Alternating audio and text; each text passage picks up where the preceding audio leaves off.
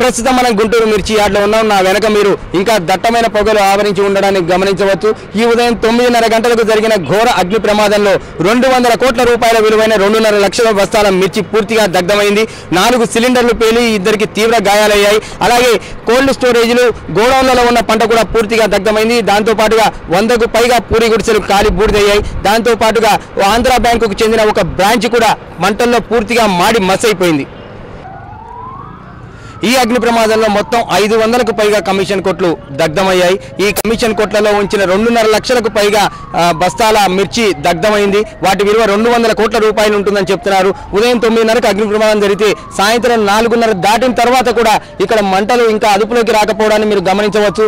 ఈ కళ్ళాల్లో ఈ కమిషన్ కొట్లలో నిల్వ ఉంచిన బస్తాల్లో కొంత శాతం వాటికి ఇక్కడ ఇన్సూరెన్స్ ఉందని చెప్తున్నారు. అధిక శాతం వాటికి ఇన్సూరెన్స్ లేదని చెప్తున్నారు. ఈ నేపథ్యంలో ప్రభుత్వం తమని ఏ విధంగా ఆదుకుంటుందో చెప్పాలని రైతులు డిమాండ్ చేస్తున్నారు.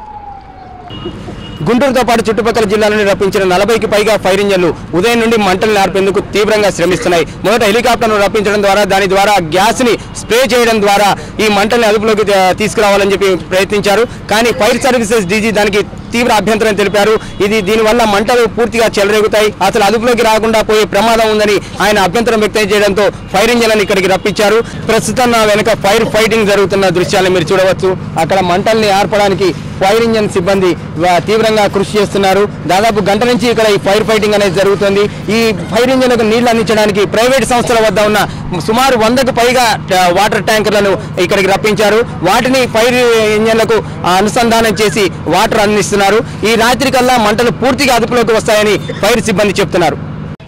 మొత్తం ఈ ఘోర అగ్ని ప్రమాద సంఘటనలో కొసమెరుపు ఏంటంటే నా వెనక కనిపిస్తున్న ఈ 11,000 బస్తాలు మటుకు రైతులకు దక్కాయి. వీటికి మంటలు సోకలేదు. దీంతో రైతులు ఆనందపడుతున్నారు.